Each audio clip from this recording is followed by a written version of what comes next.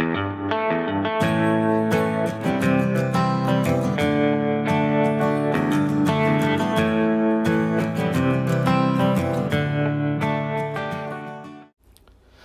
back to Modern Classic Cars and this walk around video of the Renault Safrane.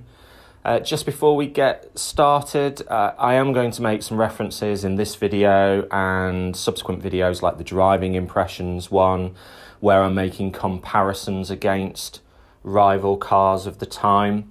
It's not to pick holes in any car's performance or dynamic behaviour. It's simply to give you a benchmark, a yardstick, so when I say something smooth or comfortable or heavy or light, that there's some comparison that you can make. The reality is, if you're interested in the Safrane, you've already decided that you want the oddball choice, you want the rarer option, so it doesn't matter if, I don't know, the BMW 5 Series is 5% this, that or the other. The reality is you've decided you want the unusual choice. So anyway, I thought I'd get that out of the way and let's get stuck into the video. And here she is, resplendent in barley gold metallic. Probably a fairly brave choice back in the day, although I've got to say, as a modern classic car, it very much suits it. It's of its period, I suppose, much better than just a boring silver or grey car.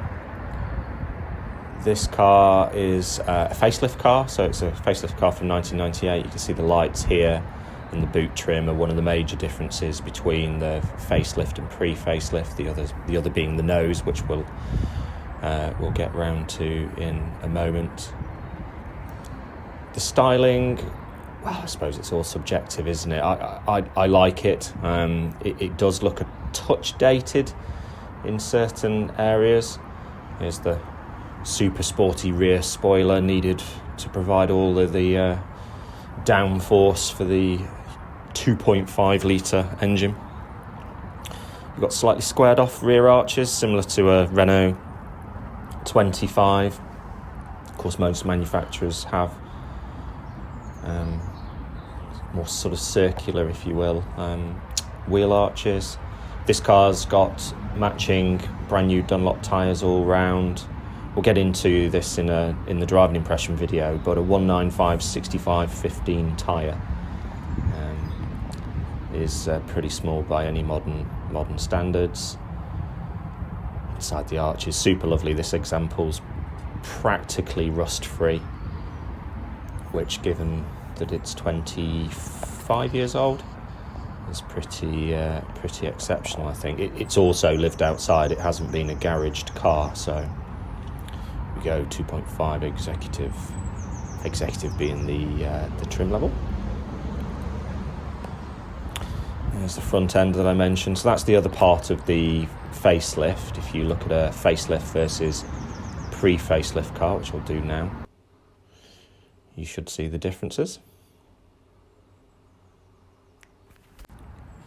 As you can see, a much more modern design on the front, much cleaner, which is nice. One of the main features of the car, although it did steal sales from the executive and fleet market back in the time, is the fact that the Safrane is a hatchback. Nearly all of its competitors were saloon cars. The French are big on practicality, so I suppose in reality this car was always going to have a hatchback. The benefit is a huge boot, as you can see. It takes weeks and weeks worth of shopping, etc. As I mentioned in a previous video, we bought a flat pack bed back from IKEA. Don't worry about this trim. That's had a bit of a leak in the boot, which I've been tracing, just haven't put the trim back. The seats do fold down, so you have to lift the rear squab, and then the backrest will fold flat for larger objects. And here we are into the interior. One of the best features of the car, the interior is lovely. Big squishy armrests for all four passengers, little slivers of wood just to elevate the interior ambience. The leather is lovely, supple, smooth. It's got very 1990s ruching, as you can see, which I like. You could say dates the car, but actually I think it's fab. Power sockets for the rear passengers, and you can see the rear legroom in the car here. It's more spacious than a 5 Series, somewhere between a 5 and a 7 in terms of rear legroom. And there's loads of rear light. The glass house in the car is simply huge, so when you're in the car, there's hardly any blind spots. No little areas where other cars can't be seen, and of course it brightens up the interior. There's the front. Let's get into the front of the car. Typically you've got the big squishy armrests again, which have storage underneath. Actually quite a lot of storage in these. A somewhat unusual door pull arrangement. It actually feels a bit like an aircraft cabin when you're in the front, and things like the door pulls help. This car's not got the electric or heated seats, which is a bit of a shame. Feels like a missed opportunity, but it was an option on the executive trim. Big squishy central armrest. This tells the mileage of a Safrane. If you look at that armrest on any example, they tend to be cracked and worn. This one, you'll see the mileage of the car in a second, is in absolutely spot on condition. The dials will be familiar to anyone who's driven a Renault in the 1980s and 90s. The font, etc. These are the controls for the cruise control, which is operated off the left hand of the 2 buttons that you can see to the left of the gear lever. Love this little carpeted area underneath the handbrake lever, so when you drop the handbrake lever you just feel the carpet instead of plastic. Shows you it's a typical 4-speed automatic gearbox. One thing to look at, the dash always gets sticky on Safranes in this area. It doesn't matter the mileage or the age of the car, you will have a sticky dash in that area. There's the passenger's version of the aircraft style door handle. There is no glove box, although there's a huge area there, but there is no glove box, which is a little unusual. These flaps here contain the radio on the top one. This car's just got a radio and tape. A CD player and an upgraded speaker system was one of the few options on the executive. This particular example doesn't have it. And in here, if I can get this thing open, is where the power socket, cigarette lighter power socket, lives. I tend to have these closed just because I think it cleans up the cabin nicely. Again, back to the aircraft thing, the gear lever, whilst it's made of plastic, which isn't particularly clever, is sort of aircraft inspired, if you will. Let's turn the ignition on. Here we go. As you see, this car's only done 42,000 miles, call it 43,000 by the time we've done a bit more mileage and done the driving test video. The dials are super clear. I mean, we'll get into that on the driving impressions and video. This little button here changes the brightness of the dials when the lights are on. And what you have here on the left, when the ignition first goes on, it tells you the oil level, and then after a few seconds, as you can see, it drops, and then it tells you the oil pressure of the engine. Toggling through the computer, so that's 589 miles since the trip computer was reset. We've used 21.3 gallons of fuel since then, 298 miles worth of fuel left in the tank, and I think we're averaging around the 27 miles per gallon mark on mixed usage. The aircon's dual zone, driver and passenger. My OCD says I always have to have them on the same temperature, so there we go. It's actually quite simple to use the aircon, and you've got a front window and rear window demister functions here. Not quite sure what this button here does. I've got the manual somewhere, I should read it, shouldn't I? Anyway, when you press it, the little light comes on, so that's good. Here's another little French design feature. The air vents sort of lean towards you and away from you.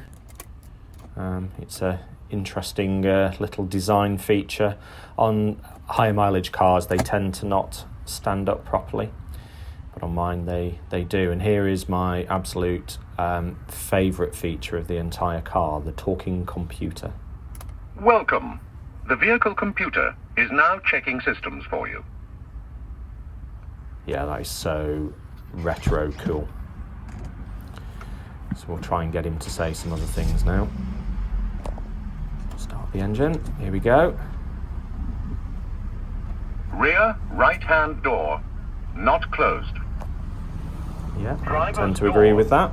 not Here we closed. go. Yeah, doors open. Luggage compartment not closed. Yes. Watch out, your seatbelt is not fastened.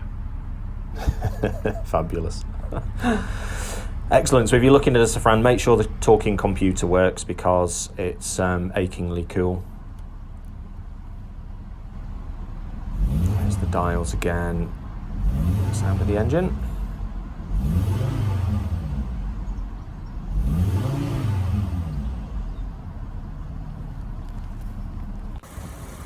So here's the heart of the car.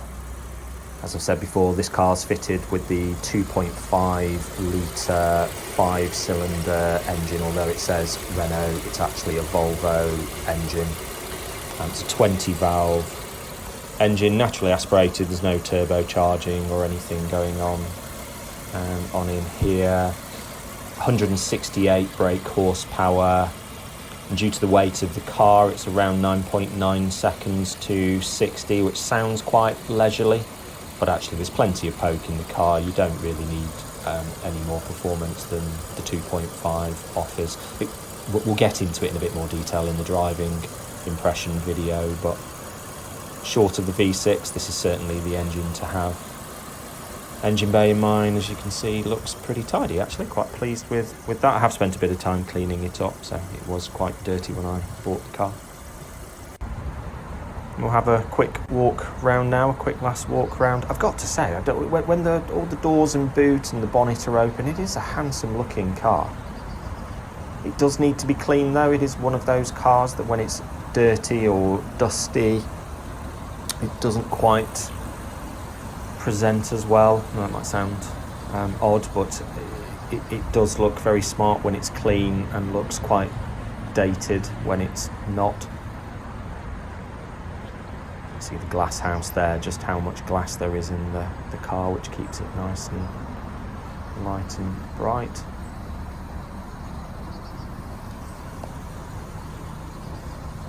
Lovely. Yeah, I do like the interior of this car. So there it is.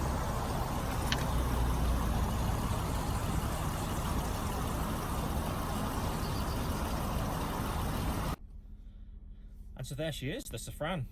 Hopefully that gives you a pretty good flavour of the car and some of the reasons why I bought an example. Perhaps those are some of the reasons that you might be tempted or at least curious. They are great cars. The next video we'll be getting into driving, so we'll get out onto the road and I'll tell you what this near 25-year-old classic is actually like to drive in modern times. So look forward to bringing you that one. But in the meanwhile, I thank you for watching this video and look forward to seeing you on the next one.